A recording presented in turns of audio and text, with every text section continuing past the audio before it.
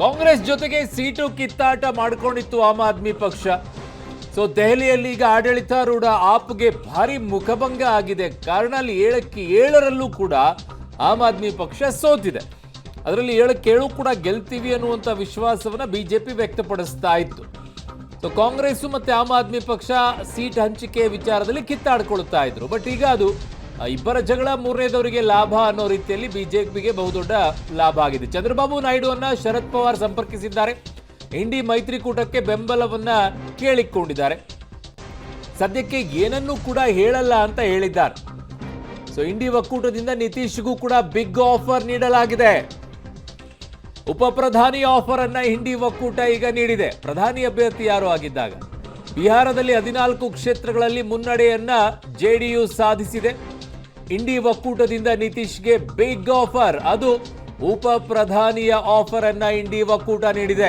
ಇನ್ನೊಂದು ಕಡೆಗೆ ಶರದ್ ಪವಾರ್ ಅವರು ಮಾತನಾಡಿದ್ದಾರೆ ಚಂದ್ರಬಾಬು ನಾಯ್ಡು ಅವರ ಜೊತೆಗೆ. ಸೊ ಹಾಗಾಗಿ ಈಗ ಇವರಿಬ್ಬರನ್ನ ಎಳ್ಕೊಂಡು ಬರುವಂಥದ್ದೇ ಈಗ ಮೊದಲನೇದಾಗಿ ಅವ್ರಿಗಿರುವಂತಹ ಟಾಸ್ಕ್. ಯಾಕೆ ಅಂತಂದ್ರೆ ಇಬ್ಬರ ಬಳಿನೂ 30 ಸೀಟ್ಗಳಿದೆ.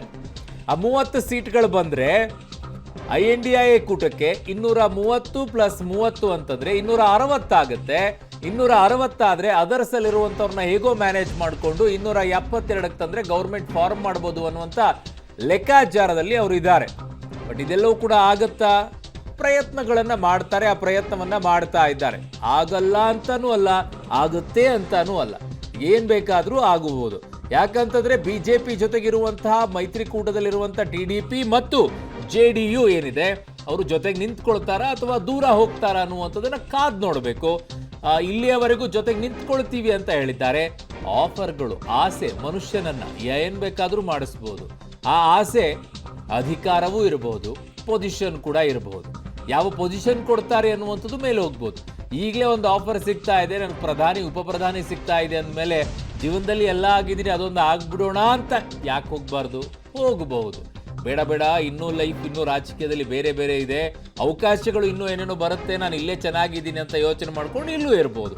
ಯಾರು ಯಾವ ಕಡೆಗೆ ಬೇಕಾದರೂ ತಿರುಗಬಹುದು, ಗೊತ್ತಾಗಲ್ಲ. ಸದ್ಯಕ್ಕೆ ಈಗ ಪರಿಸ್ಥಿತಿ ಇಬ್ಬರೂ ಕಿಂಗ್ ಮೇಕರ್ಗಳೇ. ದೇಶದ ಭವಿಷ್ಯ ಅವರ ಮೇಲೆ ನಿಂತುಕೊಂಡಿದೆ. ಯಾವ ಕಡೆಗೆ ಹೋಗ್ತಾರೆ, ಯಾವ ಕಡೆಗೆ ಬಿಡ್ತಾರೆ ಅಂತ ಹೇಳಿ. ಕಾರಣ ರಾಜಕೀಯವಾಗಿ ಕಾಂಗ್ರೆಸ್ಸಿಗೆ INDIA ಕೂಟಕ್ಕೂ ಕೂಡ ಅವರು ಬೇಕಾಗಿದೆ, ಈ ಕಡೆಗೆ NDA ಕೂಟಕ್ಕೂ ಕೂಡ ಅವರೇ ಬೇಕಾಗಿದೆ. ಅವರಿಲ್ಲದೆ ಇಲ್ಲಿ ಏನು ಮಾಡೋಕ್ಕಾಗೋದಿಲ್ಲ.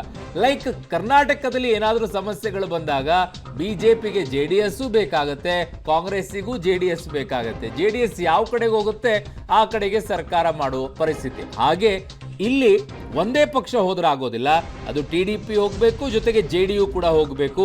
TDP ಕಡೆಗೆ 16 ಮುನ್ನಡೆಯಲ್ಲಿದ್ದಾರೆ, 14 JDU ಕಡೆಗಿದ್ದಾರೆ. ಹಾಗಾಗಿ 30 ಸೀಟ್ಗಳಾಗುತ್ತೆ ಅಲ್ಲಿ.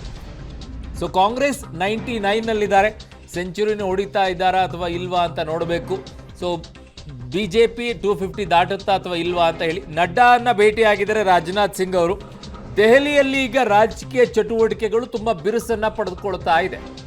ರಾಜನಾಥ್ ಸಿಂಗ್ ಅವರು ಈಗ ನಡ್ಡಾ ಅವರನ್ನ ಭೇಟಿಯಾಗಿ ಮಾತುಕತೆಯನ್ನ ಮಾಡ್ತಾ ಇದ್ದಾರೆ. ಇನ್ನೊಂದು ಕಡೆಗೆ ಅಮಿತ್ ಶಾ ಅವರು ಕೂಡ ಹಲವು ನಾಯಕರುಗಳನ್ನ ಸಂಪರ್ಕ ಮಾಡುವಂತ ಕೆಲಸವನ್ನ ಮಾಡ್ತಾರೆ. ಅದರ್ಸ್ ಅಲ್ಲಿ ಏನಿದ್ದಾರೆ ಆ ಅದರ್ಸ್ ಅಲ್ಲಿ ಇರುವಂತವರನ್ನ ಕೂಡ ಸಂಪರ್ಕಿಸುವಂತ ಕೆಲಸವನ್ನ ಮಾಡ್ತಾ ಇದ್ದಾರೆ. ಎಲ್ಲ ಅಪ್ಡೇಟ್ಸ್ ಗಳನ್ನ ನಿಮ್ಗೆ ಕೊಡ್ತಾ ಹೋಗ್ತೀವಿ.